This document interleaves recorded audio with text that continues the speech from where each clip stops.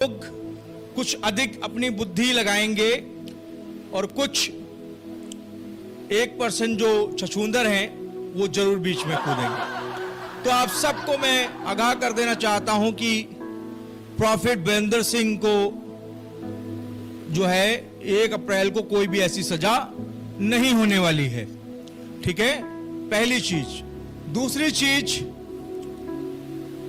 कि जितने लोग रविवार को पीबीएसएम ताजपुर चर्च में जाते हैं वो लगातार जाते रहें। आराधना होगी, स्तुति होगी और जो वचन है वो आपको जरूर मिलेगा। परमेश्वर का वचन नहीं रुकेगा, इस बात को आप ध्यान रखिए। तो जितने लोग मुझे सुन रहे हैं वो जरूर ताजपुर चर्च जाएं, किसी के बहकावे में ना आए और ना ही अभी तक कोई एसआईटी या कुछ ऐसी जांच हुई है, वो खैर अलग मैटर है। लेकिन आप सबको बता दें कि प्रॉफिट बीरेंद्र सिंह एक परमेश्वर के सन है, एक सेवक है और बाइबल के अनुसार एक सेवक पर लांछन लगना लाजमी है। एक सेवक को अगर बदनाम कोई कर रहा है तो वो उसके जीवन का एक पार्ट है। ठीक है, यीशु मसीह में बहुत शोहरत नहीं मिलती है, बदनामियां भी मिलती है। जितनी बड़ी मिनिस्ट्री होगी उतनी बड़ी समस्याओं का सामना भी आपको करना पड़ेगा। तो खैर, आज जो सेशन कोर्ट ने, जिला जज ने न्यायालय में अपना फैसला दिया, जो सभी चैनलों में उन्हें दिखाया गया कि वो दोषी करार हो गए हैं, लेकिन उसकी एक्चुअल सुनवाई जो है, एक्चुअल जो पनिशमेंट की जो डेट और पनिशमेंट का जो डिक्लेरेशन है वो 1 अप्रैल को होना है। ठीक है, अब बात करते हैं कि क्या सेशन कोर्ट के द्वारा ही प्रॉफिट बीरेंद्र सिंह को सजा मिल जाएगी। इसके ऊपर कोई कोर्ट नहीं है। बिल्कुल, अगर सेशन कोर्ट जिला जज ने उनको दोषी करार दे दिया है तो लीगल एक्सपर्ट जो हैं वो ये बताते हैं कि जिला जज के निर्णय के बाद उनके ऊपर भी एक कोर्ट है जिसे हाई कोर्ट बोलते हैं, और हाई कोर्ट के ऊपर भी एक कोर्ट है जिसे सुप्रीम कोर्ट बोलते हैं, और सुप्रीम कोर्ट के ऊपर भी एक कोर्ट है जिसे इंटरनेशनल कोर्ट बोलते हैं। ठीक है, तो अभी प्रोसेस जो है वो जिला जज के द्वारा हुआ है। और मैं ये बातें इसलिए आपको बता रहा हूं कि पिछले समय एक व्यक्ति मुझे मिला और वो एक मर्डर केस में जेल चला गया और सेशन कोर्ट ने उसको सजा सुनाई उम्र कैद, लेकिन फाइनल डिसीजन नहीं था क्योंकि सेशन कोर्ट ने, जिला जज ने ये निर्णय लेकर उसे सजा दे दी थी। और बेल के लिए उसका परिवार लगातार तारीख पे जा रहा था और वहीं पर उन्होंने हाई कोर्ट का दरवाजा खटखटाया। हाई कोर्ट से उनको निराशा मिली तो वो सुप्रीम कोर्ट पहुंच गए। तो जब वो supreme court new Delhi 30 Hazari में आवेदन डाला तो वहां से उन्हें सफलता मिली और जज ने पूरे मामले की, मर्डर केस की पूरी वेरिफिकेशन करवाई और पूरी तरह से उनको जो है बाइज्जत बरी होना पड़ा। तो जरूरी नहीं है कि एक फैसला सुनाया गया है वो ही ऐतिहासिक फैसला हो, इसके ऊपर भी एक कोर्ट है। अगर उनकी मिनिस्ट्री के लोग उस कोर्ट में जाते हैं, सेशन कोर्ट के अलावा हाई कोर्ट और सुप्रीम कोर्ट में, तो जरूर उन्हें वहां से कुछ हासिल होगा। ठीक है, क्योंकि कई बार हो सकता है हमारे ऊपर दबाव हो सकता है, हमारे ऊपर प्रेशर हो सकता है, लेकिन जो सुप्रीम कोर्ट है वो किसी के कहने पर नहीं चलता। माननीय सुप्रीम कोर्ट और उनके जो सुप्रीम कोर्ट के जजेस हैं वो अपने में ही एक प्रभुत्व रखते हैं। सेशन कोर्ट यानी जिला कोर्ट यानी जिला जज जिसे हम कहते हैं, जिला मजिस्ट्रेट जिसे हम कहते हैं, डिस्ट्रिक्ट मजिस्ट्रेट जिसे हम कहते हैं, उसका पास जो पावर होता है कुछ सीमित पावर होता है। लेकिन जो सुप्रीम कोर्ट के जो जजेस होते हैं उनके पास अलग ही पावर होता है। तो अगर परमेश्वर के दास पर आरोप लगा तो कुछ लोग बोल रहे हैं कि अब बीरेंद्र सिंह गया, अब पंजाब की मिनिस्ट्री में मैं कहने जा रहा हूं, एक बड़ा बदलाव आने जा रहा है। आमीन। मेरे प्रियो, पंजाब की सेवकाई अब बदलने जा रही है। पंजाब की सेवकाई में एक मोड़ आ रहा है यीशु मसीह के नाम से। वहीं दूसरी तरफ अगर बजेंद्र सिंह मिनिस्ट्री के लोग अपर कोर्ट यानी सेशन कोर्ट के ऊपर, डिस्ट्रिक्ट कोर्ट के ऊपर, अदर कोर्ट में भी अपने बिल्स को डालेंगे, आवेदन को डालेंगे, तो हो सकता है हाई कोर्ट खारिज कर दे उनकी बिल। लेकिन सुप्रीम कोर्ट में जब उसकी सुनवाई होगी तो गंभीरता से उसकी जांच होती है। तो गंभीरता से जब जांच होगी तो जाहिर सी बात है, दूध का दूध और पानी का पानी सुप्रीम कोर्ट करा देगा। तो घबराने की बात नहीं है। रविवार को पीबीएसएम में ताजपुर के चर्च में जो लोग जाते हैं वो जाएं। और बसी विश्वासियों से मेरा निवेदन है कि आप भटके ना। आप यीशु मसीह को प्रॉफिट बजेंद्र सिंह के द्वारा जाने हैं। मेरा यही मनसा है कि आप विश्वास में बने रहें। मेरी यही मनसा है कि आप, प्रभु में आपका भाई होने के नाते यही कहना चाहूंगा कि आप लोग तैयारी करें रविवार की, और रविवार चर्च को जरूर जाएं। किसी की बातों में ना आए, शांतिपूर्वक परमेश्वर का काम करें, प्रार्थना करें। परमेश्वर अपने दास को जैसे यूसुफ को निकाल लाया था, निश्चय प्रॉफिट बजेंद्र सिंह को भी निकाल कर लाएगा। और मैं कह रहा हूं कि पंजाब की सेवकाई में एक बड़ा बदलाव आने जा रहा है। कितने लोग सहमत हैं मेरी बात से? आज की मसीहत में मैं देख रहा हूं कि लोग मसीह होकर के, अन्य जातियां तो खुश हैं, सिख समुदाय के लोग तो खुश हैं, और वो अदर समुदाय के लोग जो बजेंद्र सिंह के खिलाफत में थे वो बड़े जयकारे के नारे लगा रहे हैं, बड़े अपने बातों को जो है ऊंचा कर रहे हैं कि हमने कर दिखाया। लेकिन अभी तो मेरा परमेश्वर बोला ही नहीं है। अभी तो मेरा यहोवा परमेश्वर इस मामले में हस्तक्षेप डाला ही नहीं है। वो तब काम करता है जब सब हाथ खड़े कर देते हैं।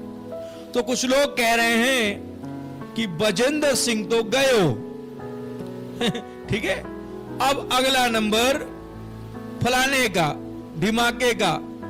ठीक है, कुछ लोग मेरे को निशाना बना रहे हैं। भाई मैं कोई क्रिमिनल नहीं हूं, और तुम्हारे क्रिमिनल घोषित करने से मैं क्रिमिनल नहीं हो जाऊंगा, क्योंकि तुम शैतान की औलाद हो। जो मैं उनसे बात कर रहा हूं, जो सुन रहे हैं और वो समझ रहे हैं, अच्छे से समझते हैं वो लोग मुझे। इसीलिए मैं अपनी ऑडियंस से नहीं कह रहा हूं, मैं उन लोगों से कह रहा हूं जो आज एक धर्मी के जेल जाने से खुश है। ठीक है, जो कह रहे हैं कि अच्छा हुआ, अब जेल की हवा खाएगा।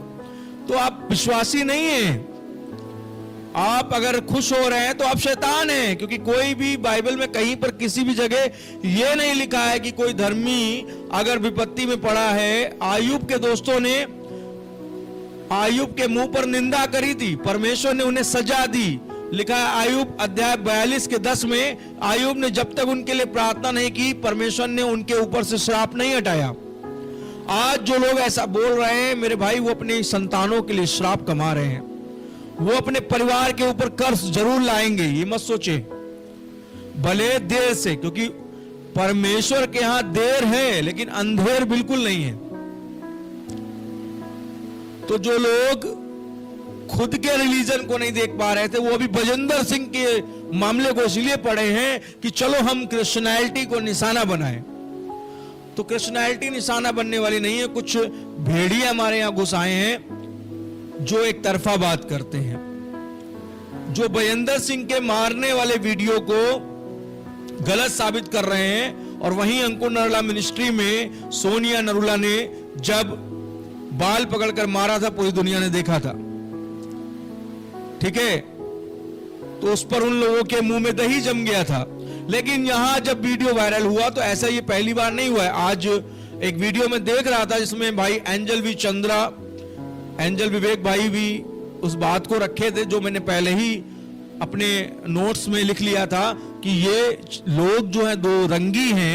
ये लोग जो हैं आज जो सोशल मीडिया पर बोल रहे हैं, ये दो रंगी और बेतुका बातें करने वाले लोग हैं। भाई तुम्हारी नजर में बजेंद्र सिंह गलत है, लेकिन तुमने कभी भी वही काम जो पंजाब में खामरा चर्च में हो रहा है अंकुर नरूला के लिए तुमने कभी नहीं बोला। क्या सोनिया नरूला ने नहीं मारा था? आज जो यूट्यूबर्स हैं, चाहे कालिया हो, चाहे नेपाली हो, चाहे वो चंदन हो, चंदन ने हमेशा अंकुर नरूला मिनिस्ट्री को सपोर्ट किया है, लेकिन निशाना बजेंद्र सिंह को क्यों बनाया? उसके पीछे बहुत सारे राज है।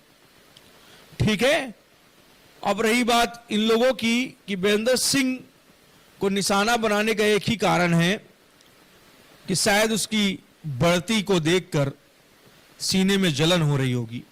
लेकिन ध्यान रखें, परमेश्वर ने जब यूसुफ को बढ़ाया तो यूसुफ जेल से निकलने के बाद प्रधानमंत्री बन गया था, ठीक है ना? और उसने तब भी अपने भाइयों से बदला नहीं लिया जिसने उन्हें बेचा था व्यापारियों के हाथों। तो ध्यान रखें कि परमेश्वर का जन आज नहीं कल बाहर जरूर आएगा।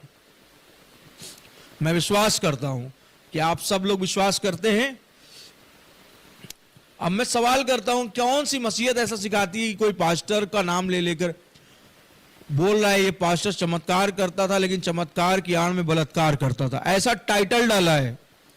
एक यूट्यूबर ने टाइटल डाला, बजेंद्र सिंह बना राक्षस। बाप रे भाई, इस बोलने से पहले आप सोचिए कि आपके शब्दों का न्याय परमेश्वर करेगा।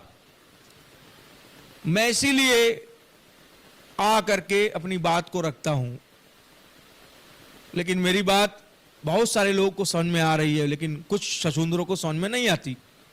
इसीलिए मैंने उनको एक नाम दे रखा है, छछूंदर। बरसाती मेढक भी कह सकते हैं, जो बरसात के समय केवल निकलते हैं और बाकी के समय में वो क्या करते हैं, कुछ भी नहीं जानते। लेकिन वो लोग सोशल मीडिया पर जो परमेश्वर के सेवक की बुराइयां कर रहे हैं उनके समर्थन में खड़े हो जाते हैं, है ना? तो मेरे दोस्तों, हमें किसी भी प्रकार की कोई भी अफवाह में नहीं जाना है। संडे को चर्च लगेगा, संडे को चर्च होगा, 100% होगा, और आपको जाना है। आपको किसी व्यक्ति की वजह से चर्च में अनुपस्थित नहीं होना है, पहली चीज। और जो विरोध कर रहे हैं, मैं सोचता हूं कि अब वो समय आ गया है भारत के अंदर, खासकर पंजाब की मसीहत में एक बड़ा बदलाव आएगा। ठीक है, आज जो लोग पादरी बजेंद्र सिंह को निशाना बना रहे हैं ना, तो आप भी अपने नाम के आगे पादरी और रेवरेंट और पास्टर लिखते हैं। उन यूट्यूबरों की बात नहीं कर रहा हूं जिनके पास ना तो चर्च है, ना तो कोई नाम है, ना पदवी है, ना कोई संगठन है। उनकी बात मैं नहीं करता, वो सिर्फ धमकी देना जानते हैं। और जब हम जैसे लोग उठ खड़े होते हैं तो वो सिर्फ बेतुका बातें यूट्यूब पर एक्टिंग करते हैं, उससे कुछ नहीं होने वाला। उससे सिर्फ पास्टर लोग बदनाम होंगे, और बदनाम हो रहे हैं। जो कह रहे हैं कि हमारे घर शीशे के तो हैं, लेकिन बजेंद्र सिंह के घर पर पत्थर पड़ रहा है, हमें क्या मतलब? लेकिन भूल जाओ, आप भी शीशे के घर में रहते हो। आज जो पत्थर बजेंद्र सिंह को पड़े हैं, कल आपकी मिनिस्ट्री पर भी यही आरोप लगाकर पड़ेंगे। मैं पंजाब के सभी लोगों से बात कर रहा हूं, सभी मिनिस्ट्रीज से बात कर रहा हूं इस वीडियो के माध्यम से। और जो लोग विरोध कर रहे हैं पास्टर होकर के, तो भी ध्यान रखो भाई, आप भी अपने नाम के आगे पास्टर लिखते हो। या तो पास्टर लिखना छोड़ दो, तब विरोध करो, या तो पास्टर लिख रहे हो तो हक की बात करो। मैं खुद भी ना तो बजेंद्र सिंह की तरफ हूं, ना तो पंजाब के नरोला या किसी अदर मिनिस्ट्री की तरफ हूं। मैं उस बात की तरफ हूं जो परमेश्वर के दासों के लिए कही जाती है बाइबल में। अगर परमेश्वर का दास बुरा है तो मसीह लोग उसके लिए प्रार्थना करें, ऐसा बाइबल कहती है। संसार न्यायी बन बैठा है, संसार जानेगा न्याय के दिन, लेकिन मसीह लोग भी कुछ गलत शिक्षकों की वजह से उठकर परमेश्वर के दासों पर उंगलियां उठा रहे हैं। दोष लगा रहे हैं। पौलुस ने भी अपने जीवन काल में कभी ऐसा नहीं किया। राजा दाऊद ने भी कभी ऐसा नहीं किया। उसने कहा मेरे पीछे मेरे शत्रु लगे, मेरे प्राण के खोजी हैं, है ना। और परमेश्वर ने साउल को दाऊद के हाथों में कर दिया था, लेकिन उसने उसको नहीं मारा, बल्कि उसकी तलवार और भाला लेकर दाऊद चला गया। जब वो जागा साउल, तो उसको याद आया कि दाऊद यहां आया था, लेकिन उसने मुझे नहीं मारा, मेरे प्राणों को छोड़ दिया। लेकिन दाऊद का जो सहयोगी था वो कह रहा था कि तू प्रभु का दास है, तेरे हाथ में कर दिया, मार दे इसे। उसने कहा कि मैं किसी अभिषिक्त पर हाथ कैसे उठाऊं। लेकिन आज की मसीहत में डिफरेंसेस हैं।